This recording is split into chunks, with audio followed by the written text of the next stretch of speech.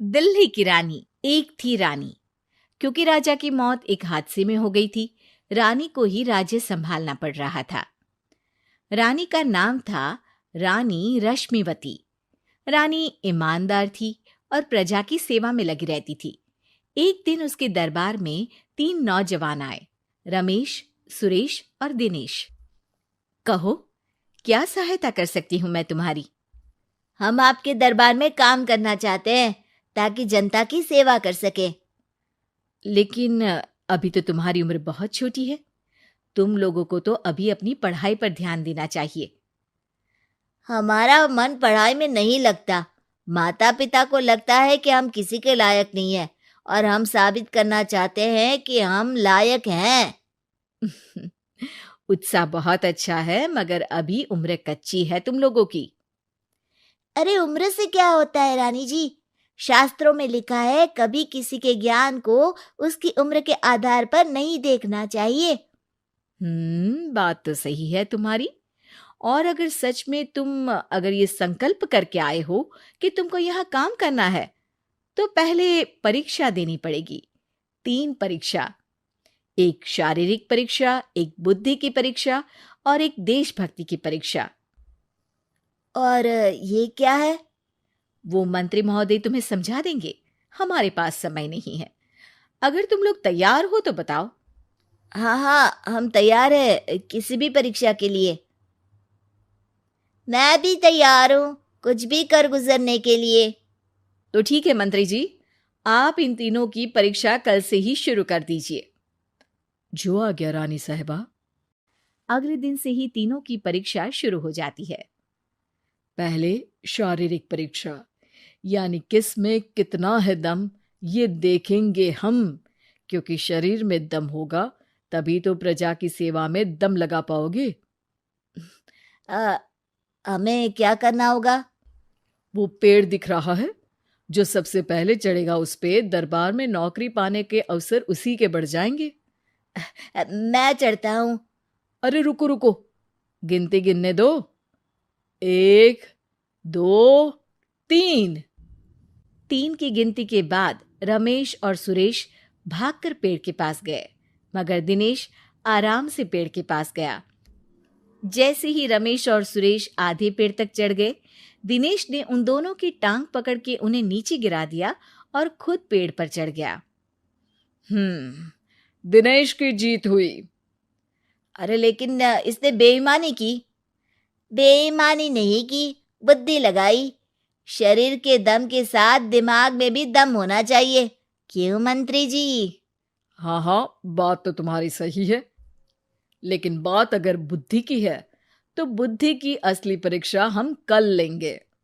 शाम को जाकर मंत्री रानी को सब बता देते हैं। यानी दिनेश उन सब में ज्यादा होशियार है। जी रानी साहिबा। अगले दिन तीनों की बौद्धिक परीक्षा का समय होता है। आज हमें क्या करना है मंत्री जी? थोड़ा सब्र करो, कल जल्दबाजी में ही हारे थे तुम। सही कह रहे हैं मंत्री जी। अरे तू क्यों ज्यादा बोल रहा है? तू भी तो हारा था ना कल। ए दिनेश, ज्यादा होशियार मत बन। अरे अरे अरे, लड़ो मत। आज की परीक्षा पर ध्यान दो। आज की बौद्धिक परीक्षा में ये कुछ बोरे हैं, कुछ में नमक है और कुछ में रुई। जिसको जो ले जाना है उठा लो। देखते हैं कि कौन जल्दी से कोई भी एक बोरा नदी के उस पार लेकर जाता है।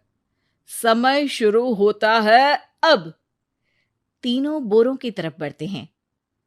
सुरेश, नमक की बोरी भारी है, ले जाने में मुश्किल होगी। हाँ हाँ, सही कह रहा है, रुई हल्की है, हम दोनों रुई लेकर चलते हैं। अरे भाई, मैं तो नमक लेकर जाऊंगा। रमेश और सुरेश ये सोचकर हंसते हैं कि आज तो दिनेश हार ही जाएगा। दौड़ शुरू होती है। 1, 2, 3। तीनों नदी की तरफ भागते हैं। रुई में वजन कम होने के कारण रमेश और सुरेश आगे निकल जाते हैं और दिनेश थोड़ा पीछे।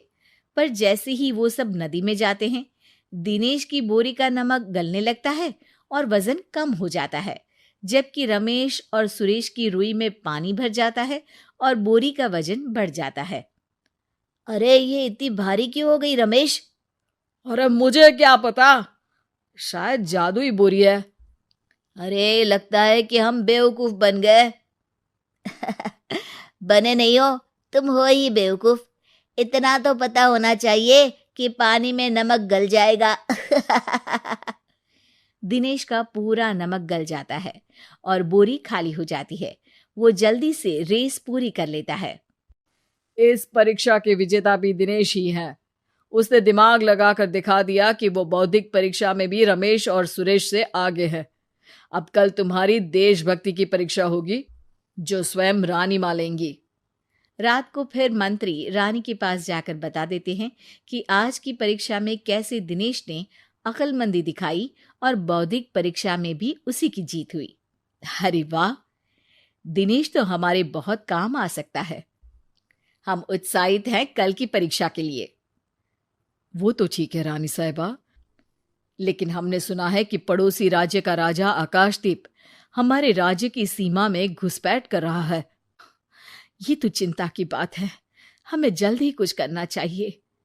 अगले दिन रमेश, सुरेश और दिनेश अपनी आखिरी देशभक्ति की परीक्षा के लिए दरबार में आते हैं। प्रणाम रानी साहिबा। नमस्कार रानी जी। प्रणाम रानी माँ। हमने तुम्हारी परीक्षा पर गौर किया। दिनेश आगे हैं। हम तुम तीनों में से किसी दो को ही दरबार में काम दे सकते हैं। किसी एक को आज जाना होगा। तो देशभक्ति की परीक्षा के लिए तैयार हो? पूरी तरह से। मैं तीनों से एक ही सवाल करूंगी। जिसका जवाब सबसे सही लगेगा उसे तो नौकरी मिल ही जाएगी। फिर दूसरे सबसे सही जवाब देने वाले को भी काम मिलेगा। आप लोगों का समय शुरू होता है अब। ज्यादा सोचने का समय नहीं होगा। जो मन में पहली बात आए उसका जवाब दे। तो सवाल यह है कि तुम इस मिट्टी के लिए क्या कर सकते हो? मैं इस मिट्टी को साफ रखूंगा। यहाँ के लोगों के भोजन की कमी को मैं पूरी करूंगा।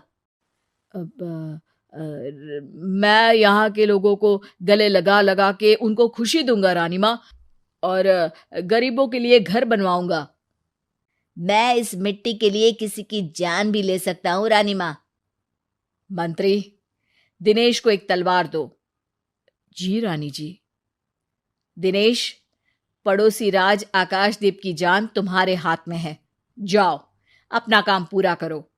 आज रात को तुम उस पर हमला करोगे जब वो सो रहा होगा।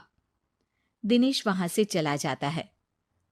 रानी माँ, ये आपने क्या किया? अभी किया नहीं है मंत्री जी।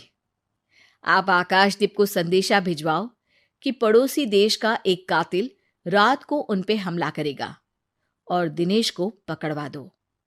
अरे ये आप क्या कह रही हैं, और क्यों कर रही हैं आप ऐसा? राजा को लगेगा कि हमने उसकी मदद की, उसकी जान बचाकर। वो हमारे राज्य का पीछा छोड़ देगा और हमारा एहसानमंद हो जाएगा। और दिनेश का क्या होगा? इस राज्य को दिनेश जैसे शातिर और लड़ाकू लोगों से ज्यादा जरूरत है, ऐसे लोगों की जो लोगों को खाना खिलाने की और खुश करने की बात करे। और ये गुण सुरेश और रमेश में है। इन्हें नौकरी दे दो। दिनेश बहुत चतुराई से नौकरी हड़पना चाहता था, जिसके लिए उसने रमेश और सुरेश जैसे दोस्तों का भी नुकसान किया। पर रानी ज्यादा चतुर निकली। उसने एक तीर से दो निशाने लगाए। दिनेश जैसे खूंखार युवक को राज्य से बाहर करवा दिया और पड़ोसी राजा आकाशदीप को अपना एहसानमंद कर लिया। पूरा दरबार रानी की जय जयकार कर रहा था।